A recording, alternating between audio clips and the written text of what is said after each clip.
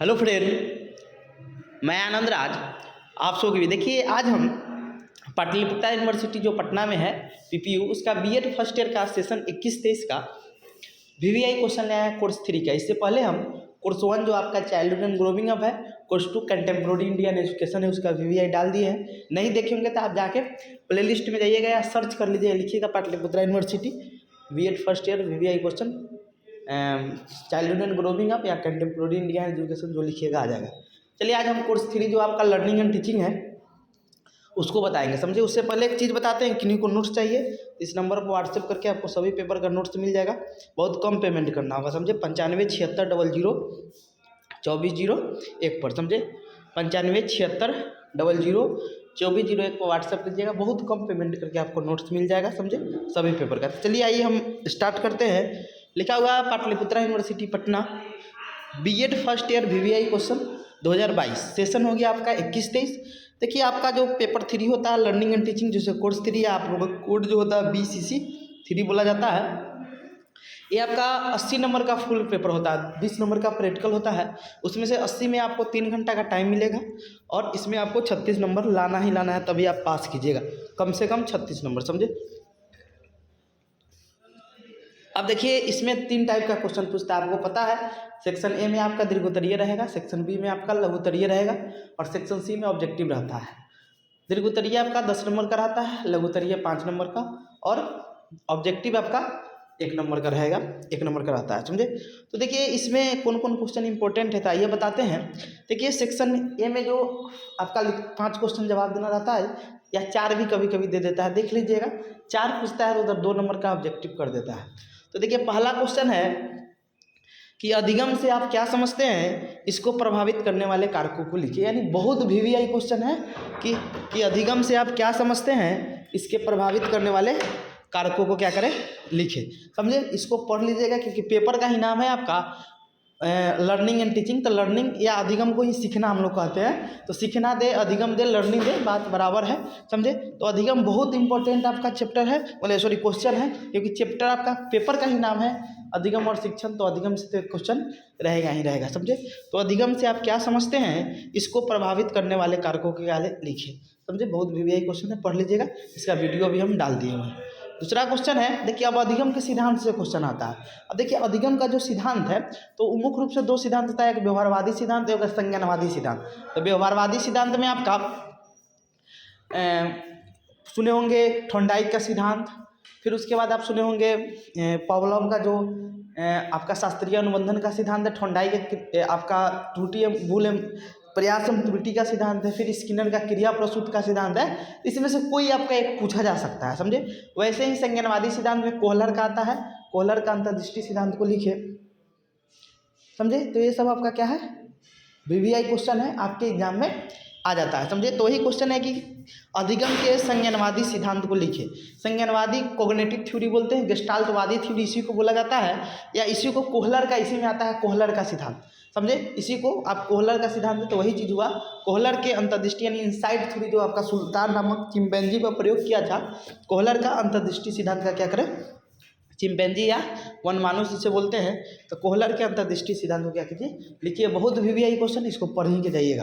अगला क्वेश्चन है कि अभिप्रेरणा से क्या समझते हैं, यानी मोटिवेशन। बहुत इंपॉर्टेंट टॉपिक है, समझे, कि मोटिवेशन क्या होता है। अभिप्रेरणा के मुख्य सिद्धांत को लिखिए, समझे, कि अभिप्रेरणा से आप क्या समझते हैं, अभिप्रेरणा के मुख्य सिद्धांतों को लिखिए। अगला क्वेश्चन है चौथा, कि शिक्षण से आप क्या समझते हैं, शिक्षण के विभिन्न अवस्था, स्तर, चरण, कुछ भी बोले, 3 चरण होता है। शिक्षण से पूर्व का, शिक्षण का समय और शिक्षण के बाद का चरण, समझे। तो शिक्षण से आप क्या समझते हैं, शिक्षण के विभिन्न अवस्था या स्तर का विस्तार पूर्वक क्या करें, वर्णन करें। 5वां क्वेश्चन है कि अधिगम के व्यवहारवादी सिद्धांत को लिखें। व्यवहारवादी सिद्धांत यानी बिहेवियरिस्टिक थ्योरी में आपका थॉर्नडाइक का सिद्धांत आ जाता है, पावलोव का सिद्धांत आ जाता है, फिर आपका स्किनर का सिद्धांत आ जाता है, समझे। तो अधिगम के व्यवहारवादी है आपका, इसमें से किसी का एक के बारे में वर्णन करना होगा। तो थॉर्नडाइक के प्रयास त्रुटि सिद्धांत भी, या स्किनर के जो आपका क्रिया प्रसूत सिद्धांत है, या आपका पावलोव का जो शास्त्रीय अनुबंधन का सिद्धांत है जो कुत्ता में प्रयोग किया था, वो भी आ सकता है, समझे। तो पढ़ लीजिएगा, थोड़ा देख लीजिएगा। आगे क्वेश्चन है 6 नंबर, कि कक्षा शिक्षण में शिक्षक के शिक्षण व्यवहारों की विश्लेषण प्रक्रिया का वर्णन करें। यानी कक्षा शिक्षण में जब क्लासरूम में एक शिक्षक के शिक्षण व्यवहार कैसा होना चाहिए, इसके बारे में आपको लिखना है। 7वां क्वेश्चन है कि विविधतापूर्ण कक्षा में एक शिक्षक को किन किन कठिनाइयों का सामना कर, विविधतापूर्ण मतलब भिन्न भिन्न प्रकार के आपके क्लास में बच्चे हैं, तो उनमें आपको किस किस प्रकार की सामना करना पड़ेगा, उसको बारे में लिखना है। आगे क्वेश्चन है 8 नंबर कि क्या शिक्षण एक व्यवसाय है, यानी जो टीचिंग है क्या एक मतलब व्यवसाय है, शिक्षकों के व्यावसायिक विकास की आवश्यकता पर प्रकाश डालें। अगला क्वेश्चन है कि शिक्षक की व्यावसायिक पहचान एवं परिणीता या कुशलता क्या है, मतलब इसको बताना है, समझे। अब आते हैं हम लोग सेक्शन बी में, जो आपका लघुत्तरीय रहता है। इसमें से 4 क्वेश्चन का जवाब देना रहता है, 5 नंबर का एक क्वेश्चन होता है, समझे। क्वेश्चन है कि जीन पियाजे के संज्ञानात्मक विकास की अवस्था बताइए, क्या वो अवस्था है, उस अवस्था का नाम बताना है। दूसरा क्वेश्चन है वाइगोस्की के सामाजिक सांस्कृतिक पहलू को बताना है। तीसरा क्वेश्चन है अधिगम का हस्तांतरण या अंतरण क्या है, ट्रांसफर ऑफ लर्निंग। चौथा है कि शिक्षण कक्षा में